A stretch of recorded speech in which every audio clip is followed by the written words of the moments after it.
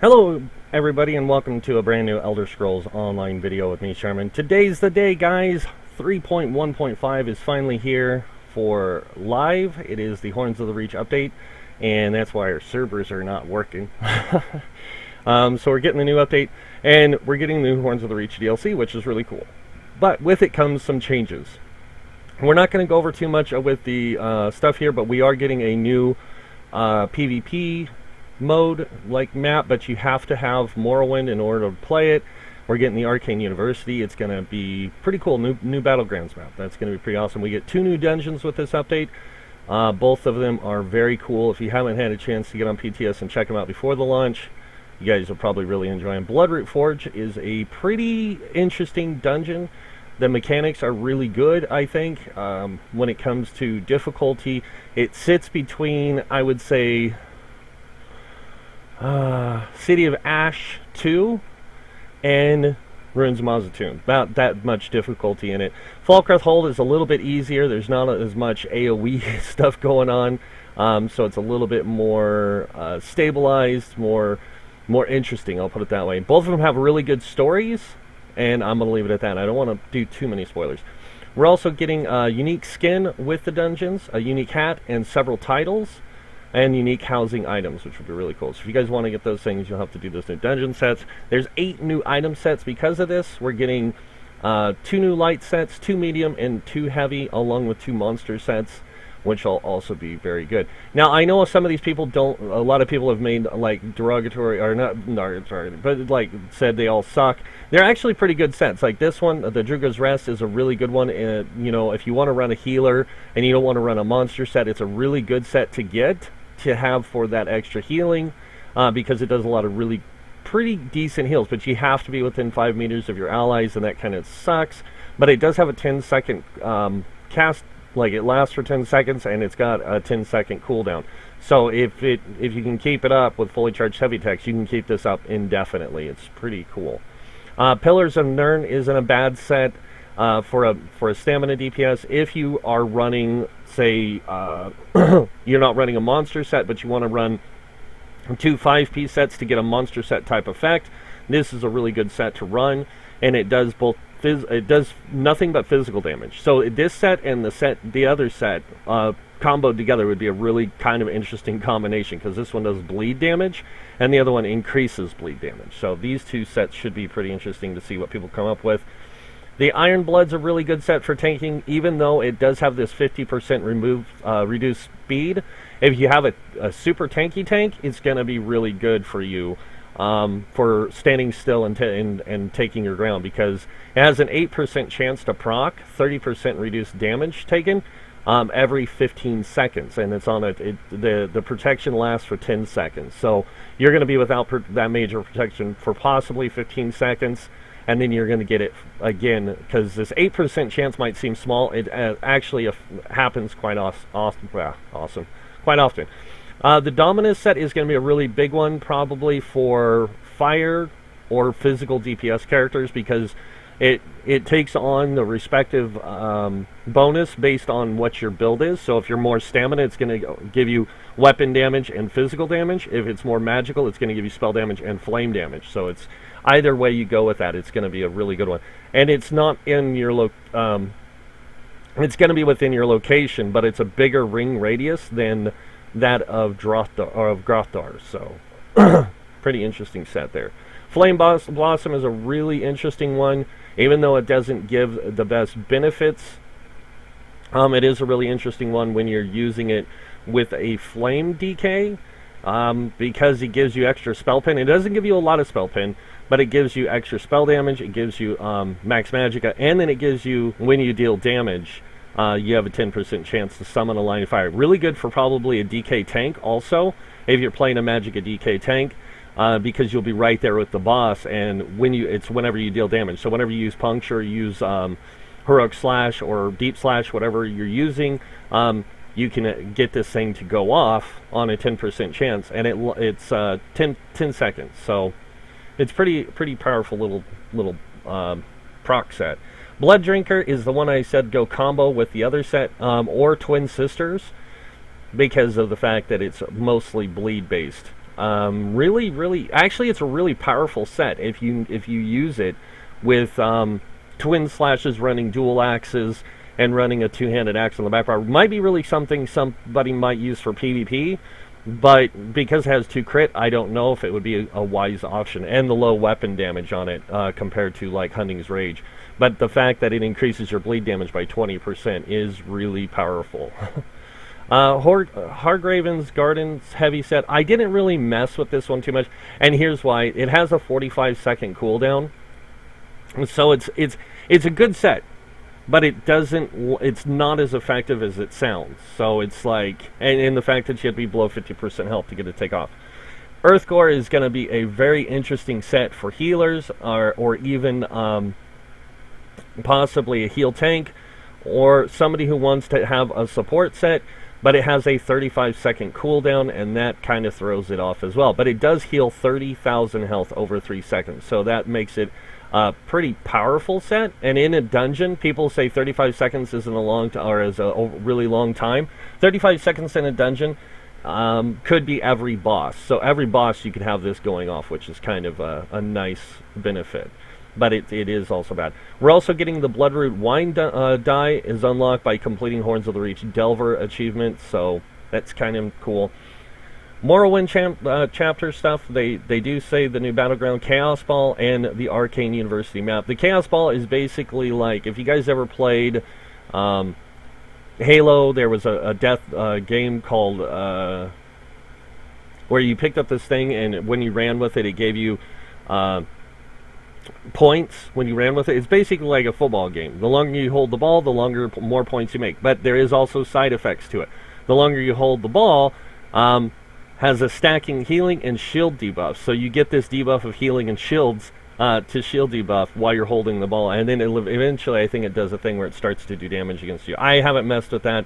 Arcane University, the new map, also very cool that we got that. There is some Battlegrounds updates. You earn medals for each tick of scoring while holding the Chaos Ball. Healing medals have been adjusted to trigger off lower values across all game modes. This should result in more medals being earned for support play, which is really cool. 3 new motives have been added. They are ones where you have to use the Thieves Guild and you have to pickpocket.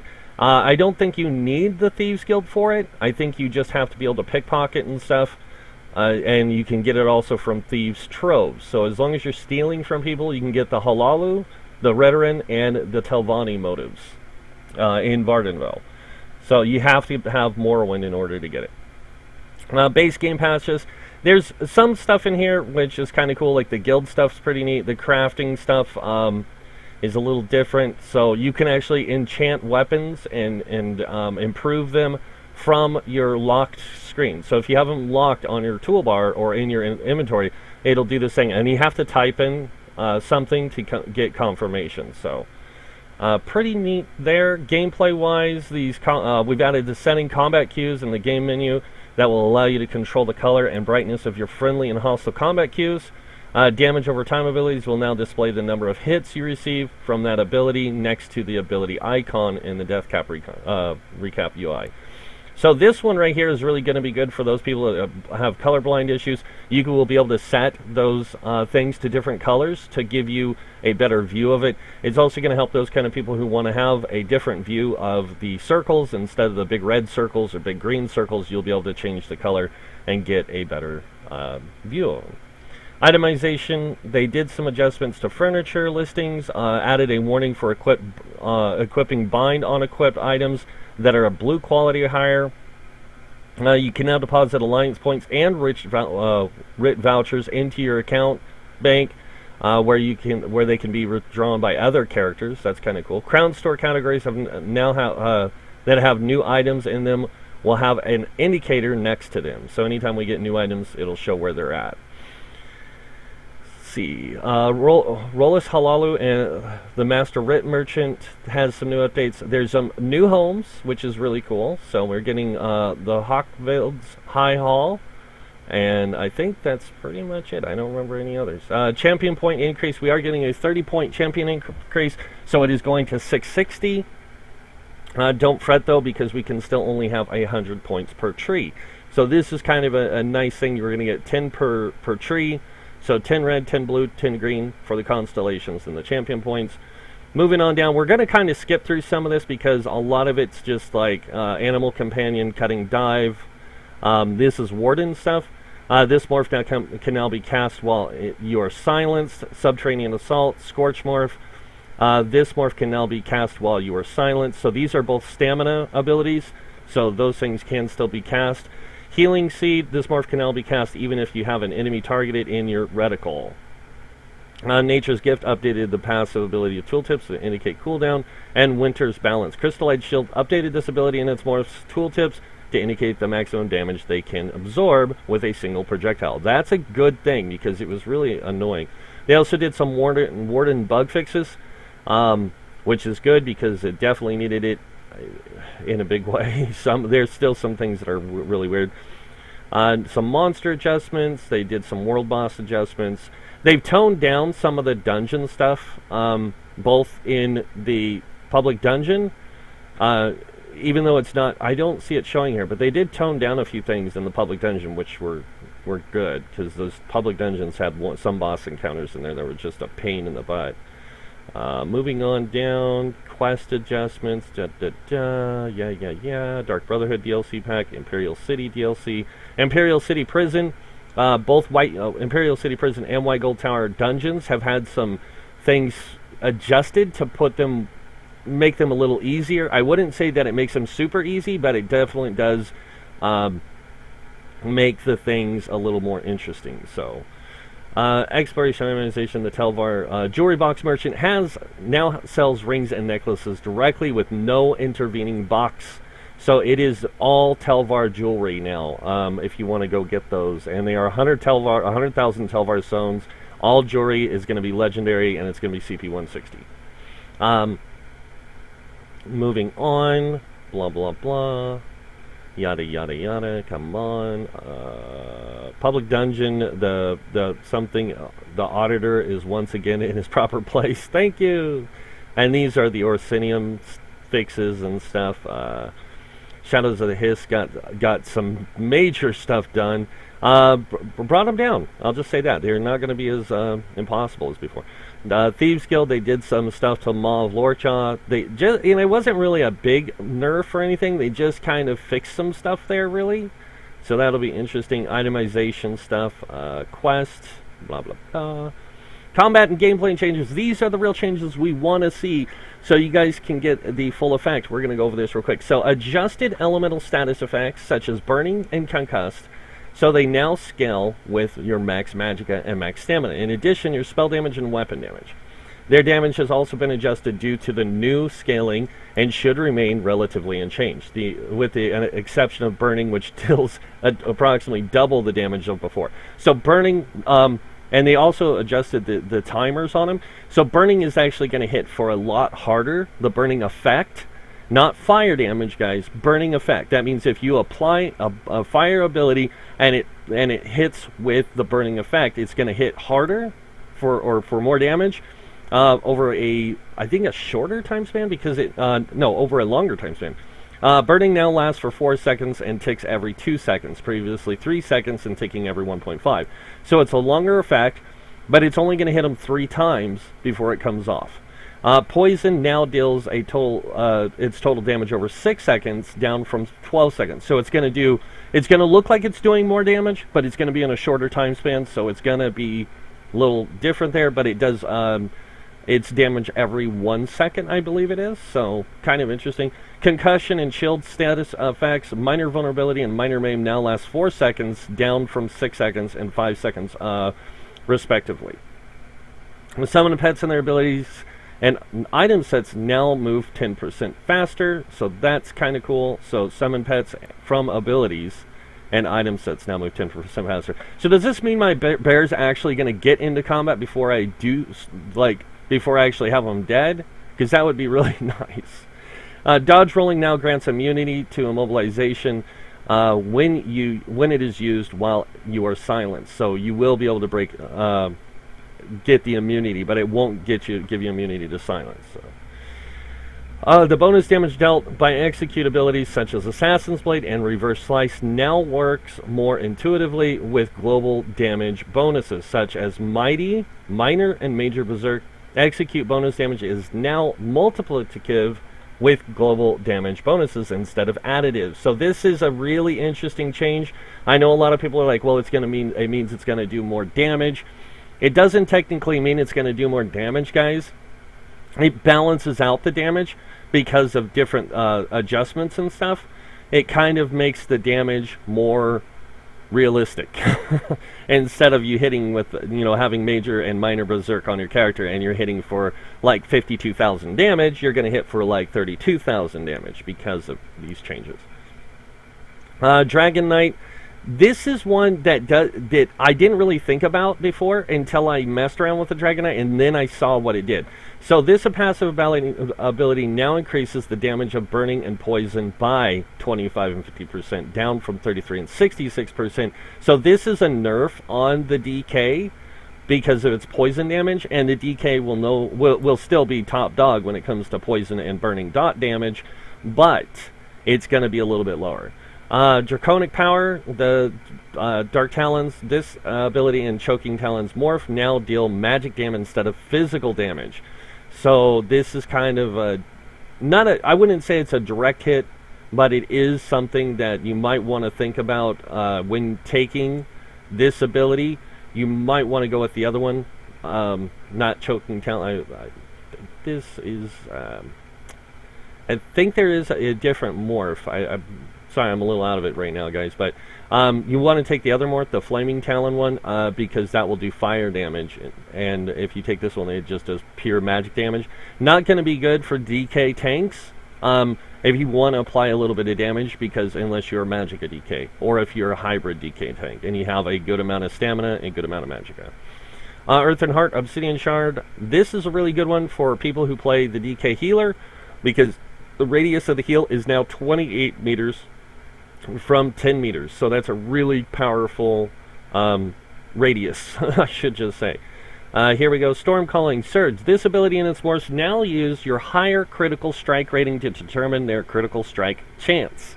So before it was, I think it was based off of, depending on which one you chose, it would give you the heal from magic or stamina, and it was but now it does whatever is highest. So that's a really good change for the Sork. It's going to make the Sork really stand out this update with Surge. So Fighters Guild, Dawnbreaker. This ability and its force can no longer be dodged. So if you think you're going to avoid the damage coming from Dawnbreaker, you better run, because this thing's going to hurt you. Mage Ruin, Fire Ruin. This ability and its morphs are now hidden to enemy player characters. That's going to be really fun. I can see a lot of use with Fire Ruin now, placing it in a door, as they break through, drop a bunch of mages, just put a bunch of them stacked up, and they just run through and get nuked. Really, really interesting. This is one that's going to really affect tanks, but don't worry, it's actually really good. The 30-point unlock now increases spell and physical resistance by 1,500 when you are using a shield or a frost staff. Instead of increasing the armor value from your shield by 75%, we also have also renamed the ability to Bulwark. So this is kind of an interesting change, because it is a direct hit at sword and board tanks, but it also makes sword and board tanks and staff tanks now have a flat value increase instead of this 75% increase in their shield's value, because there was a lot of people switching to like reinforced shields to get the greater value of resistances. Now you can go to that reinforced shield and get 1,500. You know the exact number that's getting added to your shield strength, and it's whenever you have it equipped. So whenever you have a shield equipped, you will get that resistance value. So really, really good there. Buffs and debuffs. Minor and Major Defile. This buff now also decreases enemies' health recovery in addition to decreasing their healing received. This is going to hurt anybody in PvP running a health recovery build in a big way, because you get hit with Major Defile, and let me tell you, that health recovery is going to go really bad, because it's a percentage base. So that's going to really mess with those. Mundus Stone changes. This is the one where they really and don't take don't take a lot of this as negative. Look at it and take a good, strong, hard look at it. And I want you guys to think about this. Look how well they actually, it's not perfect, but how well they equalized a lot of these things in here. Because they put them all at a flat number, like different number values, but they really gave them a unique balance. And by the way, Thief got hit a lot harder than we thought. Thief got hit by 7%, not down to 9%, from 11%. So Thief actually got hit a lot harder than a lot of us expected. So Thief is not going to be the most popular Mundus Stone to run in the next update with Divines. Shadow might be a lot better because it's 9% critical damage. This is only 7% crit chance. But Thief, even with full Mundus, will only give you like a 12 or 14. I want to say 12% or 13% max critical chance now. I don't think it's going to be higher than that. So that is a direct hit on Thief. People running high crit Thief builds. But it's okay, because here's what they did. They adjusted the value of the 2, 3, 4-piece bonuses on gears. So that crit value on your gear got beefed up. And we'll get to that here in a second. This is a lot of good changes. They added a lot of really good combination in here. The Lord is now a viable option. The Mage is a viable option. Any of these is viable options depending on how you set it up. But most meta people are going to want to run the Shadow because of the higher crit capabilities. They did bring it down, though. They did bring it down from 12% or 12 to 9%. And that does put a little tiny hamper on it. It wasn't adjusted before. So, moving on, combat improvements. They did some improvements with the visual effects on things. And there is a thing in games where visual effects create a noise problem. It's a visual noise, and it basically, you have too many abilities overlapping each other, and it will create a lot of it can create what's called visual lag, and hopefully will fix that. So hopefully this stuff will fix like PvP. It'll fix those kind of areas, and it'll fix trial groups too, people having issues with that. This is more of a fix towards consoles though than it is PCs, because if you have a good PC, you won't even notice this. You wouldn't have noticed it in the begin with. Moving on, we got some fix to summon pets will no longer despawn and respawn when attempting to follow you. Fixed an issue where permanently summoned pets, such as the Unstable Familiar or Wild Guardian, would cause you to unsheath your weapon every time you zoned into a new area. That was really annoying. Fixed an issue where the cooldown buff from Spear Shards and Necrotic Orb Synergy had different names. But they go on, and some of it's changed. A lot of fixes. I'll just say that. This is all like fixing and different things. Moving down now, itemization balances. This is a really interesting thing because they changed all the weapon traits too, to a certain degree. Not all of them, but a majority of them. Charge, Intricate, Ornate, Precise, and Training did not get changed. But Decisive increased the chance to generate an additional ultimate to 40%, so a base flat value increase, not a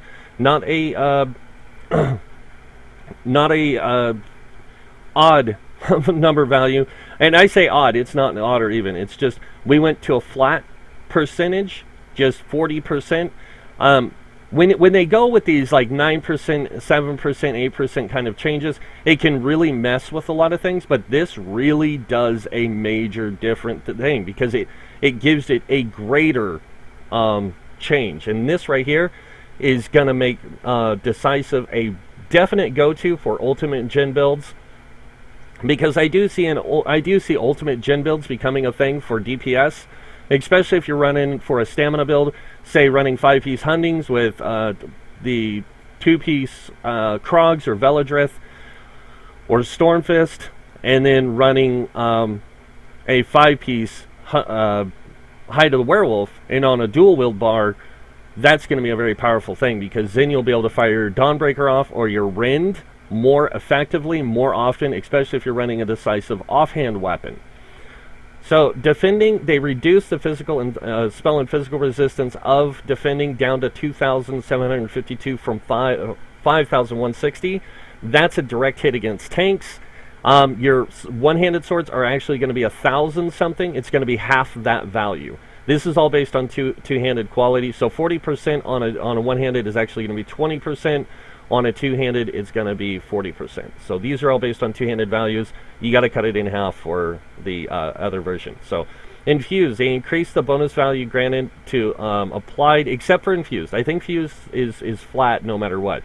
To 30% from 20%. This is going to make your enchantments on your weapons, if you're using an infused weapon, any enchantment you're using, hit for more. It's going to be a lot more powerful now. And it's going to cut the cooldown in half by 50%. Most glyphs, enchantment glyphs, have a internal cooldown of 10 seconds. So this is going to cut them down to 5 seconds. So every 5 seconds, you're going to be able to fire off that enchant more often, and it's going to make it hit for a little bit more. So it's kind of cool. Mixed with Torag's Pact, it does help. But I won't say that it's still a better option than going with something that's going to give you greater survivability, especially if you're tanking. Torag's Pact might be a good option, but I would definitely really think about it, because if you're running, a lot of people are going to want to run Alkosh still. If you're running Alkosh with Torag's Pact, look at what you're losing, because you're losing a lot of health benefit, you're losing a lot of resource benefit that you don't need to lose.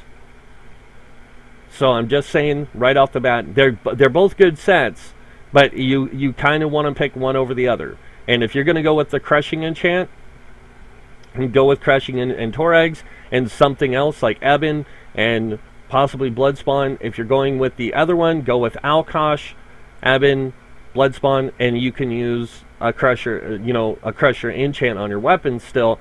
It's just that you get a different variety of options with that. Nirnhoned, oh my gosh, this 4% increase in damage, weapon damage, is going to be crazy. Now these are only the weapon traits, by the way, that are being adjusted. Only one armor trait got changed, and we'll get that out in a second.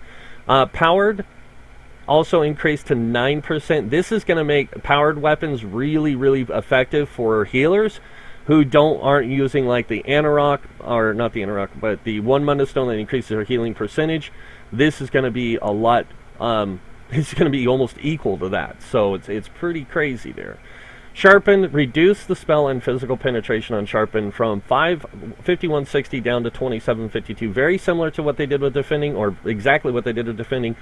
But this is going to affect Sharpen builds in a weird way, because if you're running a dual wield Sharpened build with a bow that's sharpened, you're going to want to adjust your champion points to give you more Sharpen effect there. So it gives you that greater damage capability. It's going to be pretty interesting to see what people do with that. As I said, Charged, Intricate, Ornate, Precise, and Training did not get changed, but Prosperous did. And this is the one that really pisses me off, because I had a Prosperous build. I wind up getting rid of it and going with something else for this update. But here's what they did. They changed Prosperous to giving a gold increase, to giving you now a flat value of 11 health, 11 magicka, and 11 stamina. So you're getting 11 points of those things per piece of Prosperous. So unless you're running a set like Shackle Breakers or Pelinals or Tavas or something that already gives you a lot of recovery, Prosperous isn't going to be the greatest option, because it's only going to give you a 77% or a 77 extra recovery rate. So it's not a really high recovery rate, but it is a good boost, especially if you're running like those sets, like I said, Shackle, something that gives you extra recovery in something. It's going to be a really good boost to boost those recovery rates. They also reduced the damage on damage health. Oblivion Weapon does by approximately 36%. You guys were asking for it, and they listened. They reduced it by 36%. So thanks for this, guys, because you just screwed my Nightblade DPS. And not for PvP, for PvE. Because I had a Nightblade DPS character that ran Oblivion damage, because if there was any enemy we faced in a group that had damage shields, yeah, Now they are going to get that high damage. Thank you very much. God, screw up my game all the time. I'm just kidding. I think that's a good change. Weapon enchantments will no longer proc if the initial attack is dodged. The only the weapon you are currently holding will now proc enchantments. So that's kind of a cool one. This resolves some issues where you would cast an ability, then weapon swap, and your weapon enchantment would proc from the weapon you are currently holding. So it would still proc off the other weapon. This is an awesome change. Oh my gosh. That is great. That is an awesome change. Thank you very much, devs. That's something that was much needed. Because I know what they're talking about. It was a bug. I think it was a bug. But people would use like a lightning staff on their back bar with a fire damage glyph on it, and to proc that burning, trying to get that burning to proc. And every time that lightning would tick on the lightning wall, it would have a chance of procking that fire damage. But this means that all procs will not proc, and people were using it for things like weapon and spell damage. They were hoping it would proc off of that. There's a lot of things. This is really gonna be a good change. I don't care what anyone says. If the more they put a strain on our characters to become more powerful and put us above the level of the game's design, the power level of the game's design, this is a good fix. This is a great fix. I'm sorry to say it, but it is. This is a really cool one right here, guys. This is where the 2, 3, and 4-piece bonuses, or 1, 2, 3, and 4-piece bonus on the set changes, are getting buffed. Some debuffed, only one. So max health, magicka, and stamina has been increased by 13.3%. This means your max health, max stamina, max magicka is going to, on the enchant, or not the enchant, but the set bonus, is going to be over 1,000 now. It is awesome. Oh my gosh, it is awesome. Crit chance has also been adjusted by 21%. From 3% crit chance to a 5% crit chance. So if you have one thing with crit on it, it's going up to 5%. If you have two, you're going to have 10%. This is a major change for crit gear. And it does bring me to something, guys. And this is where a lot of people are really going to be concerned in this update. Well, how are we supposed to get extra penetration? How are we supposed to get all this extra stuff? You have an option, and this is your option. You're either going to go for a high crit build with a low pin capabilities, or you're going to go with a high pin build with low crit. Not really low, but like about a 50% crit chance with a high penetration to compensate for the difference in damage that you're going to do. And that's how this update's going to work. You can go for a pure crit build, or you can go for a pure pin build if you want, but you're not going to have any crit. So it's like you're throwing yourself off of balance here. Now, if you are playing a tank and you want to get a little extra damage in on your character, regardless of what the meta says, you can make a pure pin build and be uber powerful. Especially if you're running a two-handed maul, or you're running dual weapons of dual maces on the back bar with the sword and board on front bar.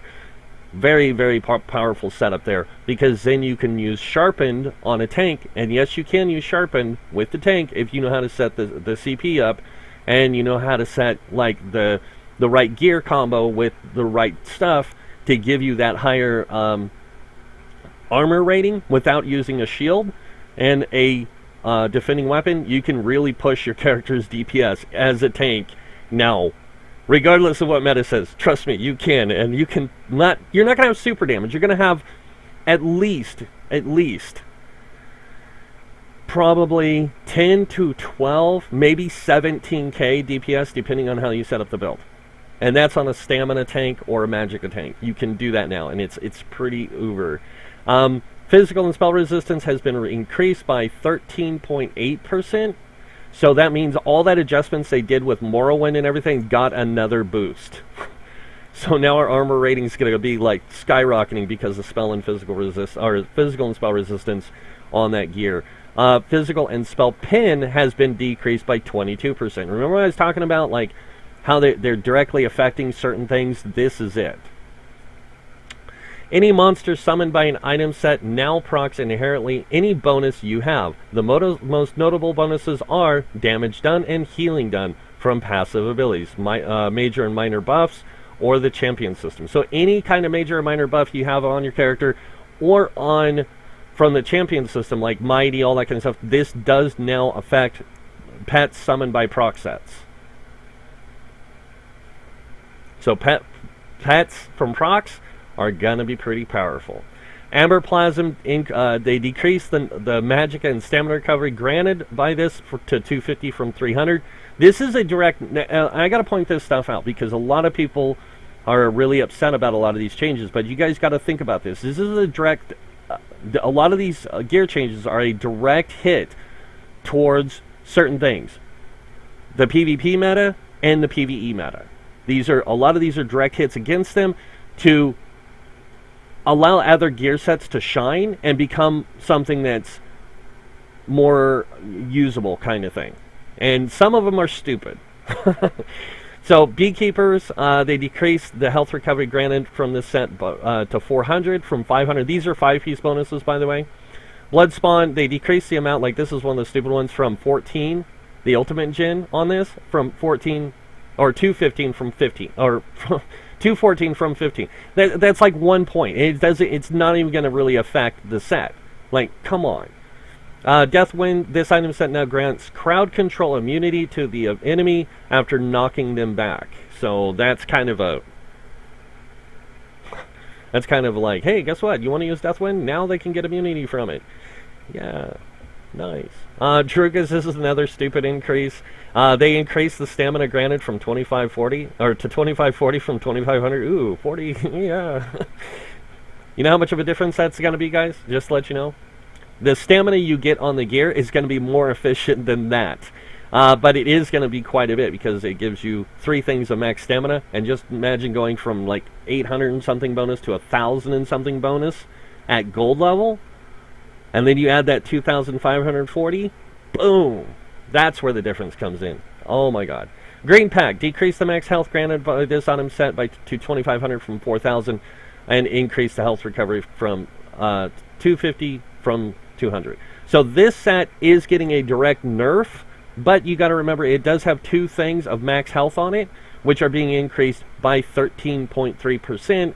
So that means you are going to get almost 400 extra health. Not quite 400, but pretty damn close to it. Extra health, and you're going to lose 1,500. So you're actually only losing 1,100 on that set. So it will bring it down some. It might hurt it by a little degree, and it's a little bit more than 1,100, guys. Okay, my math's not perfect right now, but it's going to be somewhere around there, and it's going to be, it's a direct hit on meta. Sorry.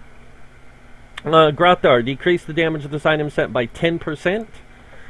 Illumbras, decrease the damage of this item set's proc by 10%. Another direct hits against the meta again, and I'm not going to say anything, but this is really starting to piss me off. Because I was going to get Illumbras for my Magicka DPS character, but now I can't because it's a worthless set. Sorry. I'm going to get... it's like, come on. Infallible Mage. They increase the weapon critical strike rating granted by this item set to 1924 from 1943. And actually, I'm going to get rid of Illumbras. I'm not even going to go after Illumbras. I'm going to go after that new proc set from the dungeon to get that fire damage. Jeez, an extra pin.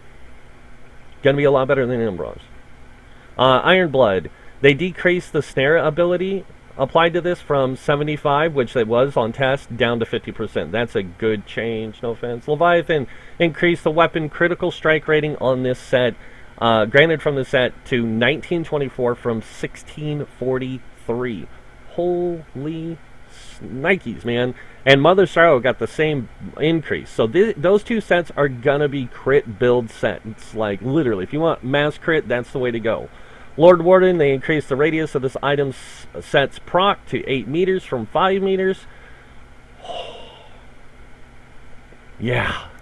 Give me some Lord Warden, baby, because that's going to be a powerful tank set this next update. It's going to be a really good tank support set.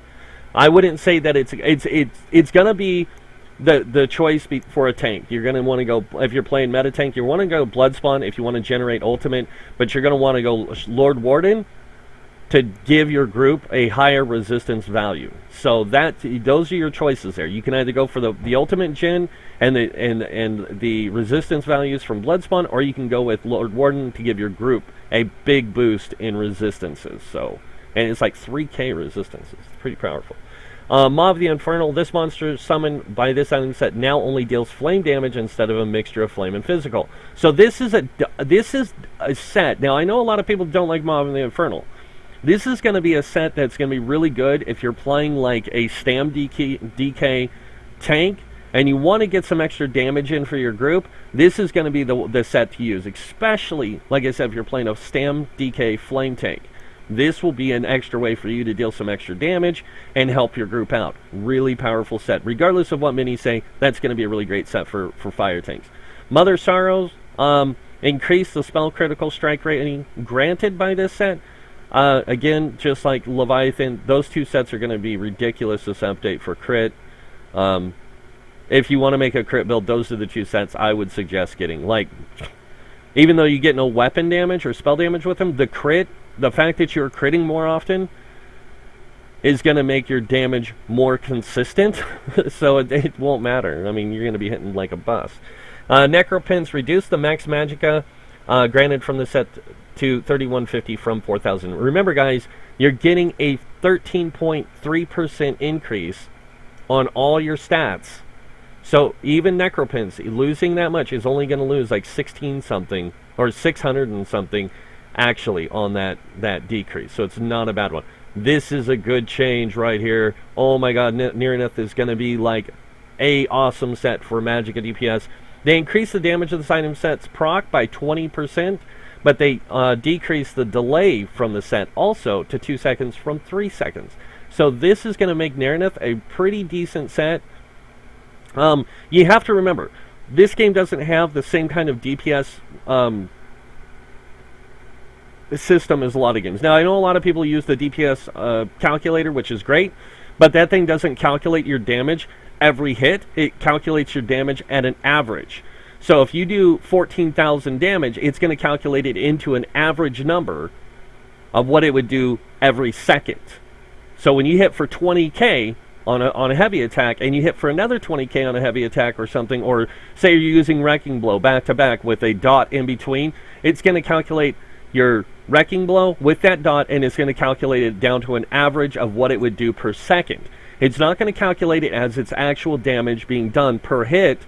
It's going to calculate it as an average of what it does per second, which is not how this game works. Sorry, hands down, it's broken shit. I'm sorry, I have to say it. It is broken shit. Because you have to calculate your damage per hit. If you're not calculating your damage per hit and you're calculating per second by an average of what your character's doing, then it's going to give you a somewhat accurate idea of what your damage is, but it's going to be inaccurate because you can be pushing way more damage than that thing's actually saying. And I would much rather know how much damage I'm doing per hit than I am doing over time. And that's why I say it's broken shit. Sorry. It's still a good system. It's a good tool to have because you can look at the breakdown of stuff. But it's not a good system to use or tool to use because it doesn't calculate your damage on its total basis. It's done on an average basis, which really throws a lot of your damage scores off. So when you're looking at like combat metrics and it's telling you, oh, you were doing this much damage every second with this ability, it's wrong because you're not doing that much damage every second with that ability. You're doing greater damage on some of that stuff, but not like it's showing. You're not doing, oh, I'm not doing 1,300 damage with a heavy attack on my rotation because that thing's hitting for 7, 8, 9k damage every time it hits. Then it breaks it down to an average. It is not calculating it correctly. I'm sorry. My biggest gripe with combat metrics, sorry, with DPS meters, is that it never calculates the damage accurately. It does give you the total damage that your character does, which is great, but it doesn't give you a breakdown of it individually by its actual damage type. It just averages it all out, which is really faulty. Sorry, it is. Night Flame, they increased this proc set's chance from 3% to 5%, and they changed the one piece bonus to max magicka instead of max health. This is awesome, and here's why. It's going to be a really good set for a healer to run, because it's whenever you heal somebody, you get this 5% chance to drop a totem where you're standing that will heal you and your allies. And I say for healer, if you're playing a healer that's up front. If you're playing a ranged healer, not so good. But an upfront healer, amazing set. Amazing. Plague Doctor got hit, guys. This is my baby. Oh man, this hits me. Not so bad. But I'm gonna lose about 1,000 health. A little bit more. I'm fine with that. I'm not gonna freak out and lose my cookies over it because my character's still sitting at 32k health right now. As of last night, we were sitting at 32k health. Now they're going to be sitting at about 33 or 30 something health, which is fine. I can live with that. If it was too much more of a major hit, I would be like, delete this set. I'm going to go find a different set. And I probably would have just deleted the character, to be honest, because it wouldn't work anymore. The build wouldn't, because the build was built with that set in mind. And again, direct hit against the meta. So thanks, meta. Thanks for screwing up my game again. God, fix your shit. Quit screwing up everybody else's stuff. No offense to the meta. I mean, it is funny to me because all this stuff, when I look at it and you look at what it's doing, it is a direct hit against the meta, but it's also not a direct hit against other sets becoming viable options, which is really what we need. We need more build diversity in the game, and this is what they're trying to, it looks like they're really trying to do. And if you look, it looks like they're trying to equalize a lot of sets, not just against each other, but across the board. Like all these sets are getting directly changed for the better. And it equalizes them out against other sets and makes other sets look just as viable or better or, another option kind of thing. Poison Serpent, they increased the proc chance of this item set to 50% from 25, but decreased the damage to 3,400 poison damage from 6,800 poison damage. So it'll proc more often, which is good.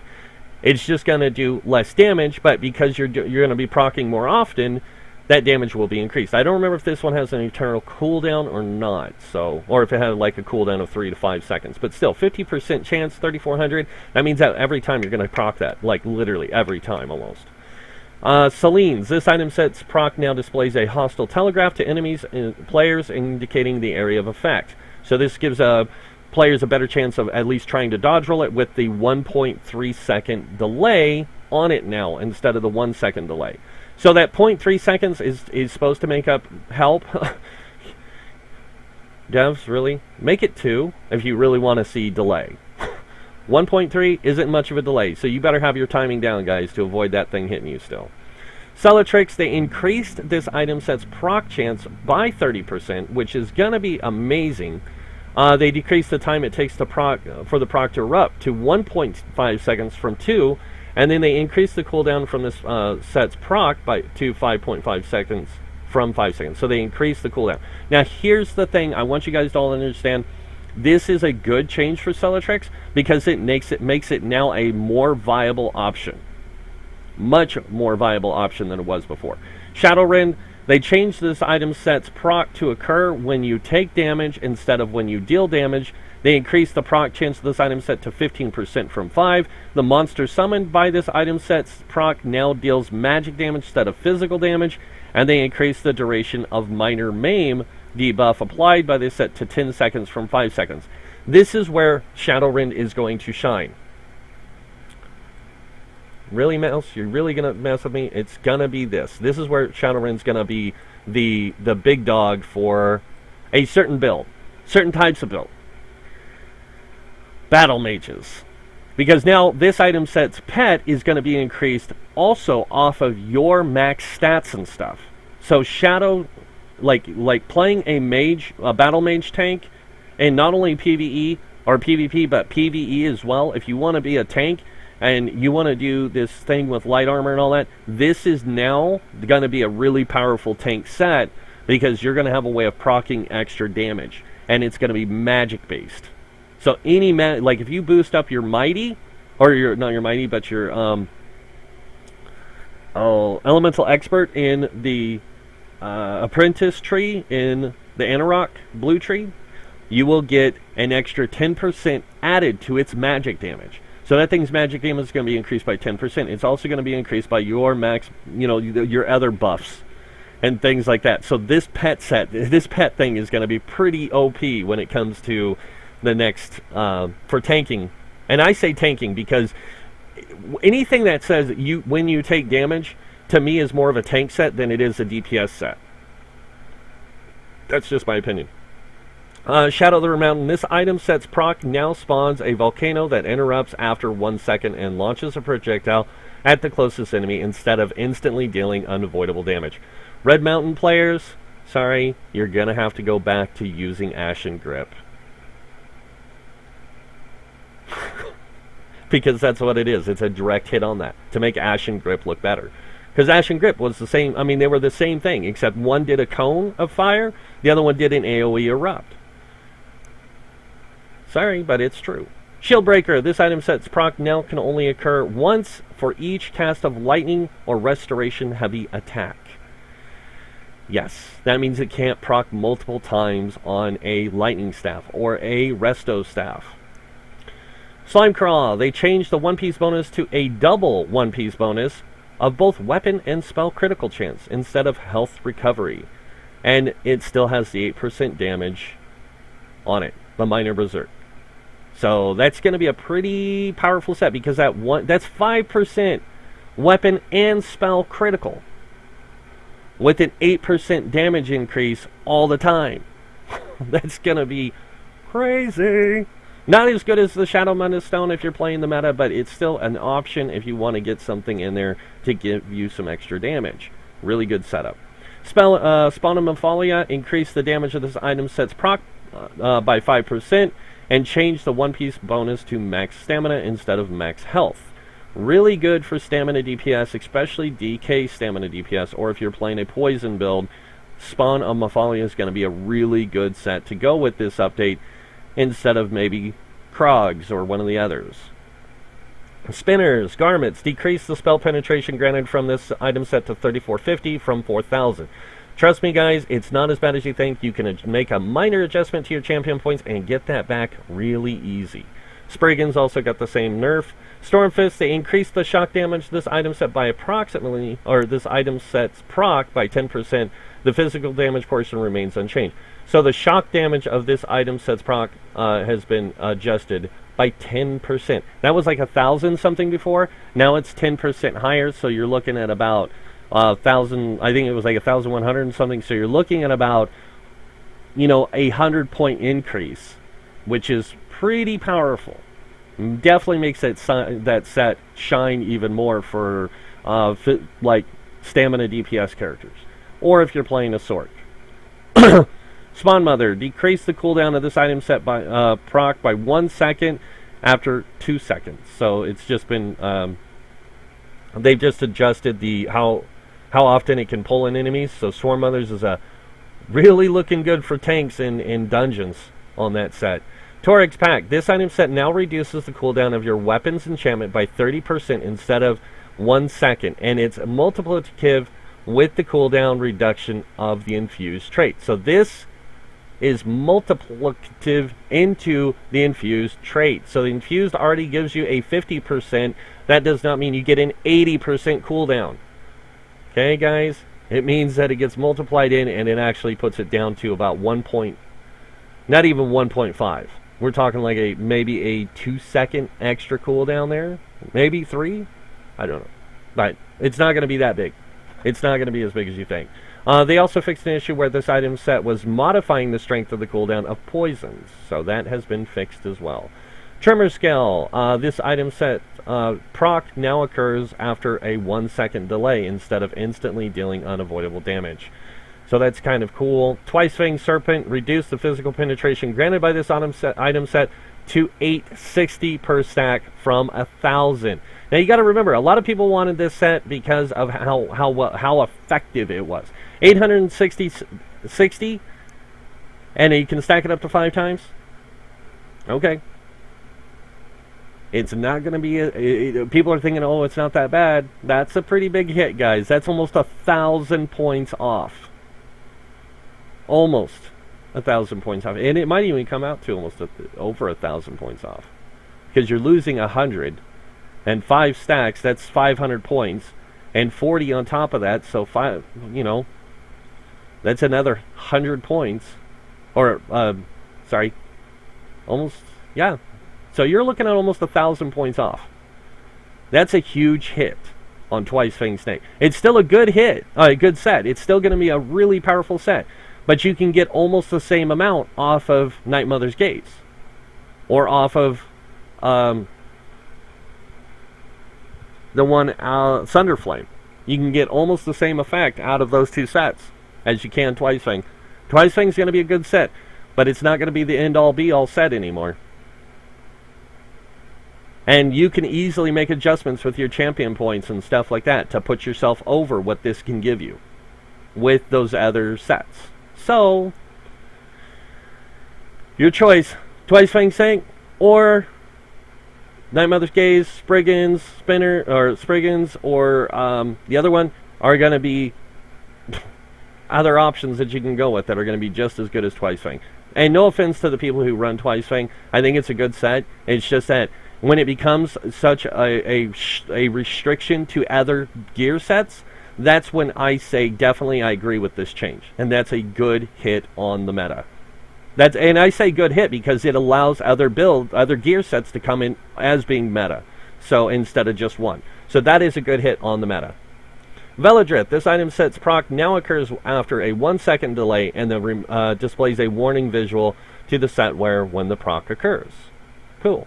Viper's Sting, this item set's proc now deals its damage over 4 seconds instead of dealing it instantly. Hey, guess what, guys? We're all complaining about proc sets in PvP. Well, this is a way that you can purge that thing now. Widowmaker, this item set's proc now drops a spore on the ground in front of you that explodes after 1 second instead of instantly dealing unavoidable damage. Willow's Path, this percentage increase, the percentage increase to recovery granted by this item set will now modify all flat increases to recovery such as drinks. Willow's Path is definitely getting a big upgrade, but you also have to remember that Major and Minor Defile do apply to it as well, along with the champion point thing that also reduces people's healing effect, or like their recovery rates. So that, with this, you know, with all these changes that they're putting in here, recovery builds for PvP are still going to be good, but there's direct hits against a lot of the meta play there. So item sets, they fixed a lot of issues with some of the item sets. They actually updated the item sets tooltip to indicate its proc cooldown on Ravager. Shroud of the Lich, they updated this item sets tooltip to be more clearly indicate its proc condition. A lot of good changes in there. The traits, some of this stuff, like this one fixed an issue where the cooldown from prismatic weapons enchant was not being reduced by the infused trait. So it's a good thing there. Infused fixed an issue where the infused trait was not reducing the cooldown of on Oblivion damage. So lots of good changes here, guys. Base game changes. A lot of pretty interesting things in here. A lot of general changes, animation changes, which is good. Weapons will now reappear faster after initiating the Dread Ankh-Ra polymorph. Fixed an issue with the large feather eyelashes would visibly shake while on their face. Lots of interesting things though. But the biggest ones are those ones. One-handed weapons no longer go through your character's arms if at the character select screen. Hey, why didn't you guys fix that a long time ago? That was a major issue, man. Let me tell you. They fix all these weird issues, but there's still major issues sitting out there causing a lot of problems. So they did a lot of clipping stuff with the gear on certain creatures, on certain people. They did some audio adjustments, which is great. Crafting and economy, blah blah blah blah blah blah blah. Sorry, I'm big on the economy thing, but not in the same way other people are. So crown stores and crown crates, they fixed some stuff.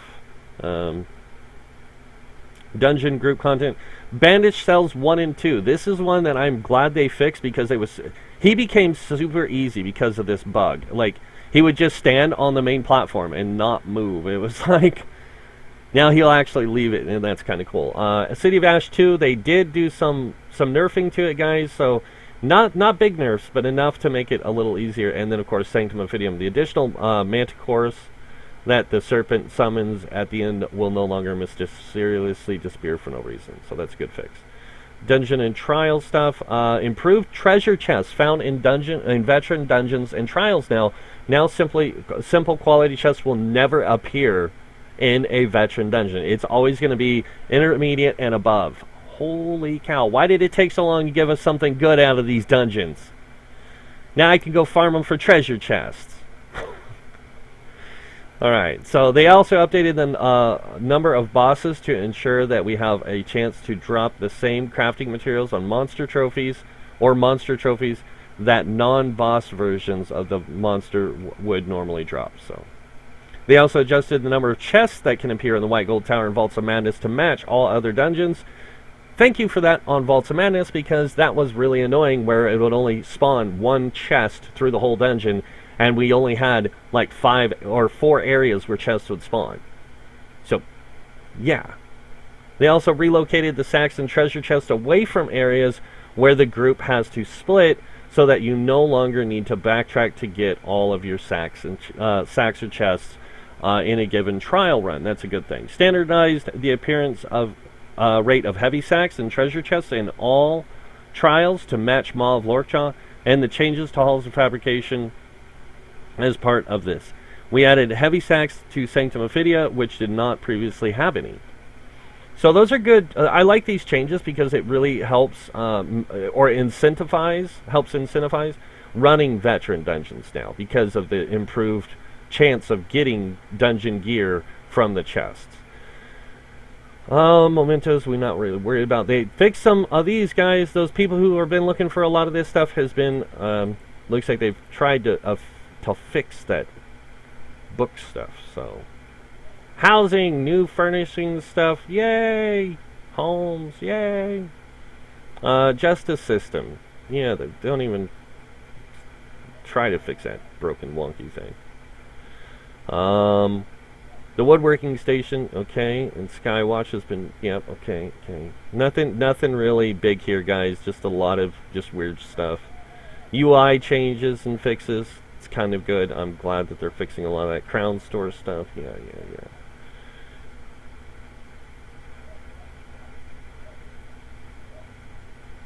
I'm just trying to remember. There was something else in here I wanted to read to you guys. I just can't find it. And that's it.